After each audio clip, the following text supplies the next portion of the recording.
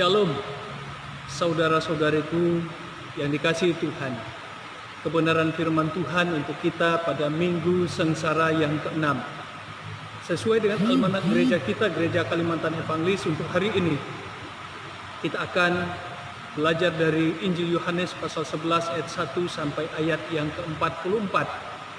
Namun saya hanya ingin menekankan pada dua ayat, yaitu ayat 21 dan ayat 23. Di bawah berikut, Lazarus dibangkitkan. Maka kata Marta kepada Yesus, "Tuhan, sekiranya Engkau ada di sini, saudaraku pasti tidak mati." Kata Yesus kepada Marta, "Saudaramu akan bangkit." Saudara-saudariku yang dikasihi Tuhan, yang saat ini ibadah di rumah masing-masing, tidak ada seorang pun di antara kita yang menghendaki sakit penyakit, apalagi penyakit yang sangat mematikan. Karena itu kita berusaha untuk menjaga diri agar tubuh ini tetap bugar dan sehat. Olahraga yang teratur, pola makan yang sehat, istirahat yang cukup, dan seterusnya. Sebaliknya, pada saat kita atau keluarga kita dalam keadaan sakit, biasanya segala daya upaya akan kita tempuh untuk memperoleh kesembuhan. Selain dari berdoa, kita datang ke dokter, ke rumah sakit. Bahkan jika kita kesulitan untuk membiayai perobatan, segala daya upaya akan kita tempuh. Termasuk kita bisa menjual apapun yang kita miliki. Yang penting orang yang kita cintai, kasihi dalam keadaan sakit bisa dipulihkan. Kenapa itu semua kita tempuh? Salah satu penyebabnya harus kita akui, Bapak Ibu. Kita sangat khawatir, sangat takut jika penyakit tidak kunjung sembuh, bisa berujung pada peristiwa yang sangat kita takuti tetapi pasti terjadi dan menimpa semua orang, siapapun dia, yaitu peristiwa kematian. Sesungguhnya peristiwa kematian itu tidak mungkin bisa kita elak, tetapi harus kita akui dampak dan akibat dari peristiwa kematian meninggalkan duka cita, kesedihan yang teramat sangat bagi keluarga yang ditinggalkan. Saudara-saudariku yang dikasihi Tuhan, nas firman Tuhan hari ini juga berbicara tentang duka cita, kesedihan yang amat sangat yang dialami oleh Marta dan Maria, karena Lazarus, adik mereka yang mereka kasih dan cintai, sakit berujung pada kematian. Sebenarnya segala daya upaya telah mereka tempuh, termasuk diantaranya mereka mengirim berita kepada Yesus supaya Yesus segera datang dan menyembuhkan Lazarus. Namun yang menarik dalam pembacaan hari ini, bahwa Yesus sepertinya sengaja untuk menunda kedatangannya menemui Maria, Marta, dan Lazarus. Dan dikatakan alasan Yesus menunda kedatangannya adalah supaya kemuliaan Allah dinyatakan. Saudara-saudariku yang dikasihi Tuhan, apa yang akan terjadi pada Lazarus? Dalam pembacaan kita sudah sangat jelas bahwa dikatakan Lazarus yang sakit kemudian meninggal dunia. Dan tentu saja ini meninggalkan duka cita yang teramat sangat menyakitkan, sangat menyedihkan dialami oleh keluarganya. Dalam hal ini Maria dan Marta. Dan singkat cerita, Yesus datang menjumpai Maria dan Marta. Dan Maria dan Marta tatkala sadar Yesus ada, menjumpai mereka. Mereka pun datang tersungkur di hadapan Yesus seraya berkata, "Andaikan Engkau ada di sini waktu itu, maka Lazarus tidak akan mati." Itu berarti apa, saudara-saudariku yang dikasihi Tuhan? Marta dan Maria memiliki iman pengharapannya kepada Yesus, bahwa Yesus pasti bisa menyembuhkan penyakit Lazarus. Tetapi Yesus tidak kunjung datang, sehingga Lazarus akhirnya meninggal dunia. Tetapi Yesus katakan, supaya kemuliaan Allah dinyatakan. Apa maksudnya? Tentu saudara-saudariku yang dikasihi Tuhan, Kalau Yesus menyembuhkan orang sakit apapun bentuk dan jenis sakit penyakit, orang buta, orang bisu, orang lumpuh, bahkan orang kerasukan setan sekalipun Yesus bisa menyembuhkan. Itu hal yang biasa bagi Yesus. Hal yang biasa dilihat, diamati oleh siapapun orang yang ada di sekitar Yesus. Menyaksikan Yesus menyembuhkan berbagai macam sakit penyakit. Tetapi dalam konteks kematian Lazarus, sejatinya Lazarus memiliki kesempatan yang sama untuk disembuhkan oleh Yesus. Tetapi Yesus tidak segera datang untuk menyembuhkan Lazarus sebagaimana Yesus menyembuhkan orang buta, orang lumpuh, orang kerasukan setan. Dan inilah yang ada nada protes dari Marta dan Maria. Kenapa tidak datang dan menyembuhkan Lazarus sehingga Lazarus tidak mati? Saudara-saudariku yang dikasihi Tuhan, sangat jelas kenapa Yesus sengaja menunda kedatangannya menjumpai Maria, Marta, dan Lazarus, supaya kemuliaan Allah dinyatakan. Sekali lagi saya katakan, supaya kemuliaan Allah dinyatakan. Apa maksudnya? Maksudnya sudah sangat jelas. Kalau orang sakit apapun bentuk dan jenis sakit penyakitnya, Yesus bisa sembuhkan.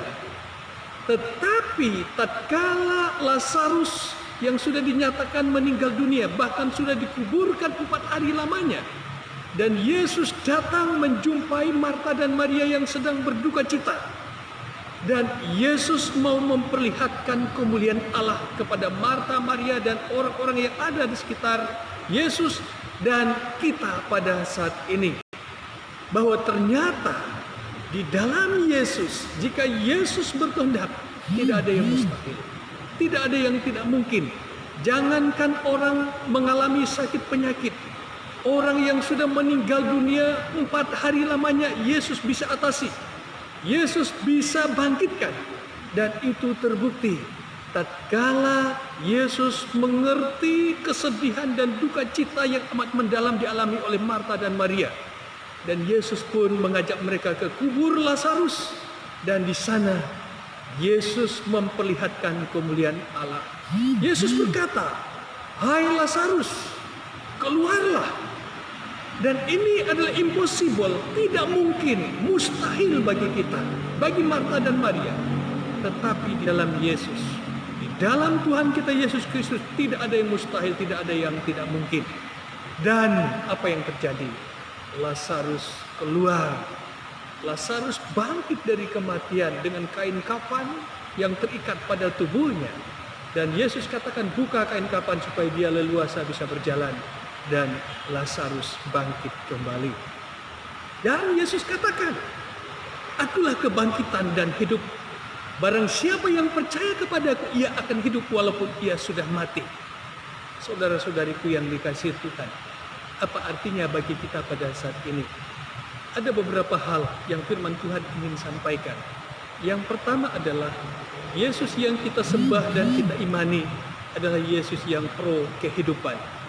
Yesus yang peduli terhadap kehidupan. Yesus berkuasa atas orang-orang yang hidup dan orang-orang yang sudah mati. Sakit penyakit, bahkan kuasa maut, Yesus berkuasa atas itu semua. Lazarus yang sudah 4 hari dalam kuburan, Yesus berkuasa untuk membangkitkannya. Bahkan Yesus sendiri mendeklarasikan dirinya, akulah kebangkitan dan hidup.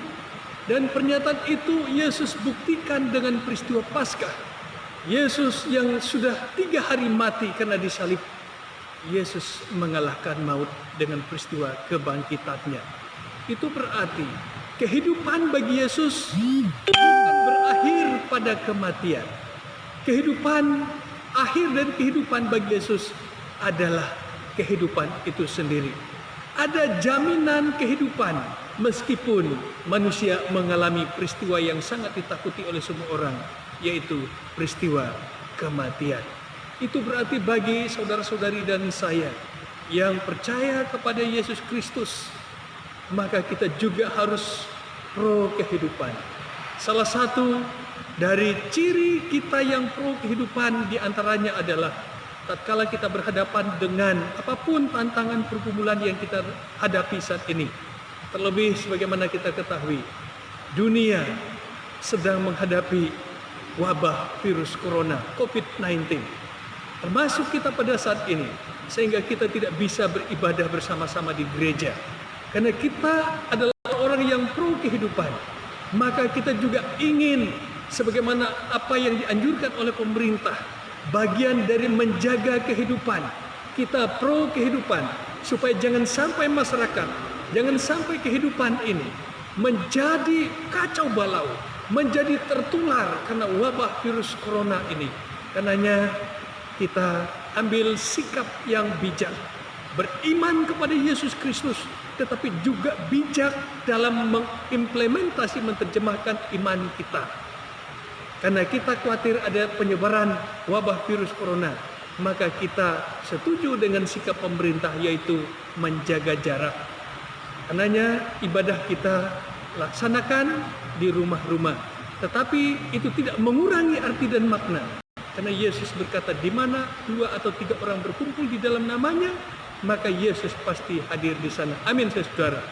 Dan yang kedua, karena Yesus yang kita sembah adalah Yesus yang berkuasa atas kehidupan, Yesus yang berkuasa atas maut, Yesus yang berkuasa atas kematian sekalipun.